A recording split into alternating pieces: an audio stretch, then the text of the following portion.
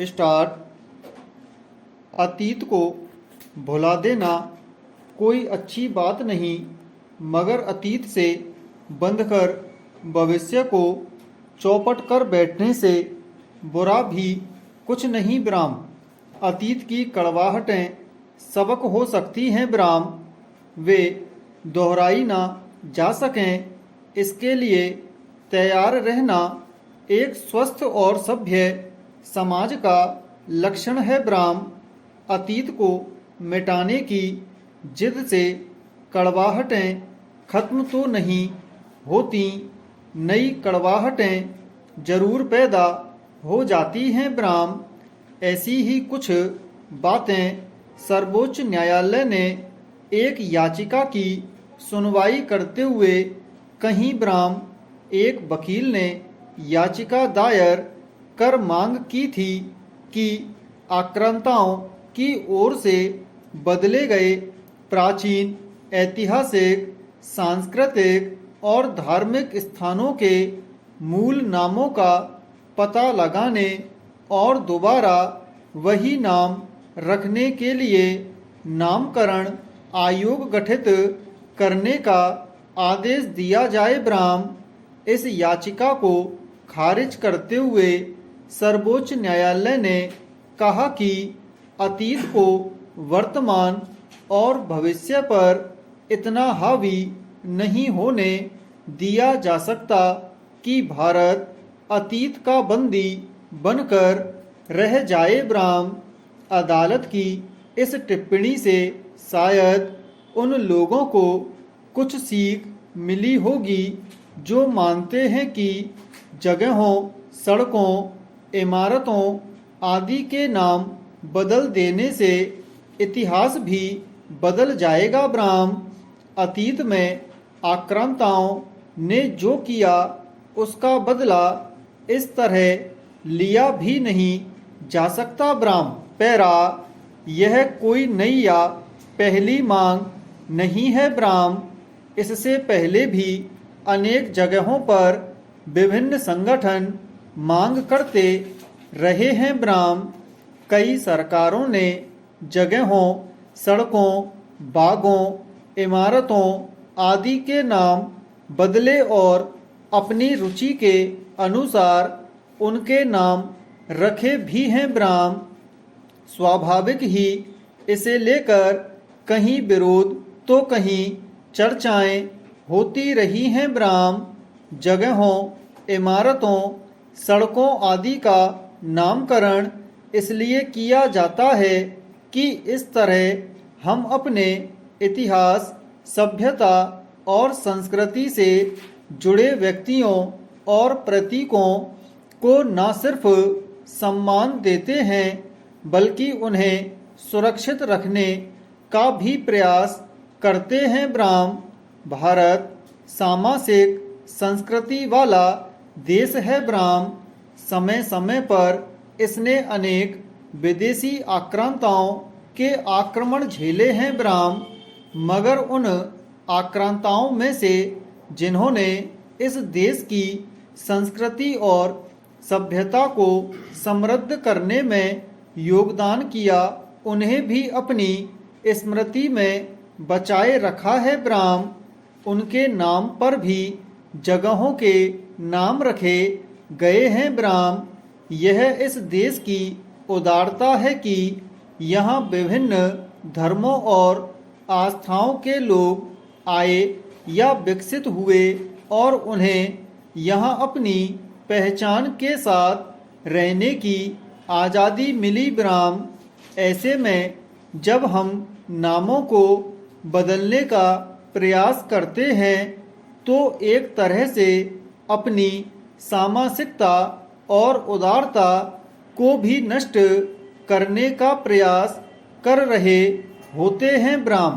Para, शब्दों की अपनी यात्रा होती है, वे खुद समय के साथ घिसकर अपनी मूल बनावट बदल लिया करते हैं ब्राह्म। इसलिए बहुत सारे पुराने नाम बदलकर अब दूसरी शक्ल में चल पड़े हैं ब्राह्म।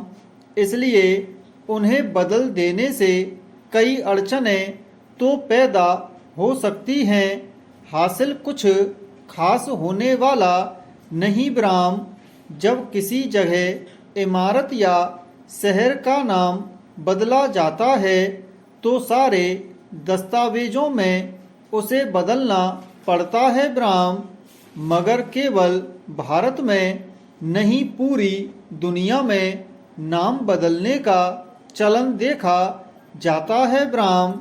नई सरकार आती है तो पिछली सरकार की योजनाओं तक के नाम बदल देती है ब्राह्म। भारत में अगर इस तरह एक बार जगहों के नाम बदलने का आधिकारिक सिलसिला शुरू होगा तो फिर उसका कोई अंत ना होगा ब्राह्म। जो नाम यहाँ के लोगों की जेहन में बसे हुए और सामाजिक संस्कृति का सूत्र बन चुके हैं, उन्हें बने रहने में हर्ज ही क्या ब्राह्म।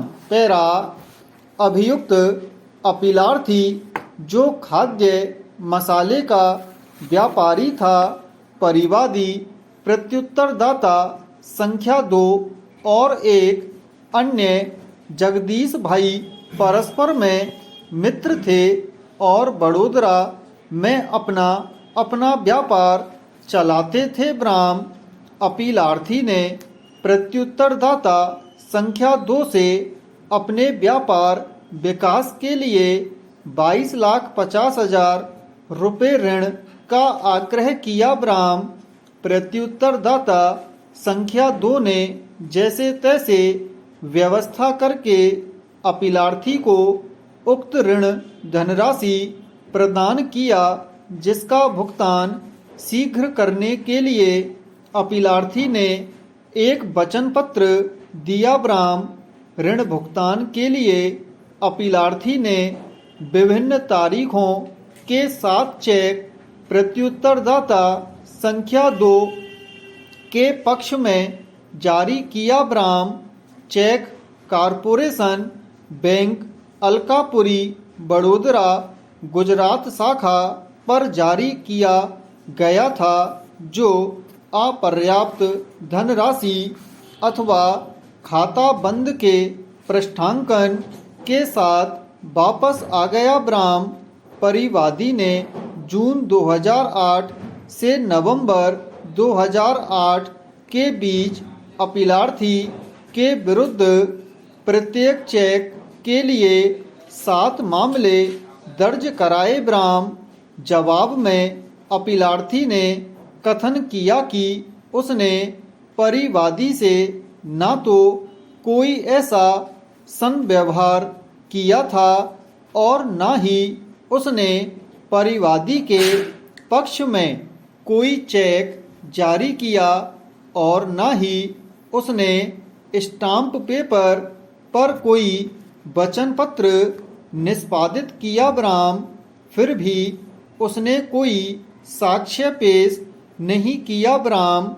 विचारण न्यायालय ने निर्णय दिनांक 9/6/2017 के द्वारा परिवादी के सभी मामले यह अभिनिश्चित करते हुए निरस्त कर दिया कि परिवादी चेक धनराशि एवं अपीलार्थी को दिए गए ऋण धनराशि को सभी संदेहों से परे साबित करने में विफल पर रहा ब्राह्म। परिवादी के अपील पर उच्च न्यायालय ने निर्णय दिनांक 8/1/2018 के द्वारा अपीलार्थी को सभी मामलों में धारा 138 के अंतर्गत दोषी पाते हुए न केवल सभी मामलों में 1 वर्ष के कारावास का दंड दिया, अपितु 3 लाख रुपए के प्रत्येक चेक धनराशि को 2 गुना उस पर जुर्माना भी अधिरोपित किया और निर्देश दिया कि प्रत्येक चेक धनराशि में से 5,50,000 रुपए का भुगतान परिवादी को किया जाए ब्राह्म। अपीलार्थी ने इस आदेश के विरुद्ध उच्चतम न्यायालय में अपील किया ब्राह्म। उच्चतम न्यायालय के समक्ष मुख्य विचारणीय प्रश्न था कि क्या उच्च न्यायालय परक्राम्य लिखित अधिनियम 1881 के धारा 118 एवं 139 के अंतर्गत उपधारणा के अधीन अपीलार्थी को धारा 138 के अंतर्गत दोष सिद्ध करने में न्यायोचित था। प्रश्न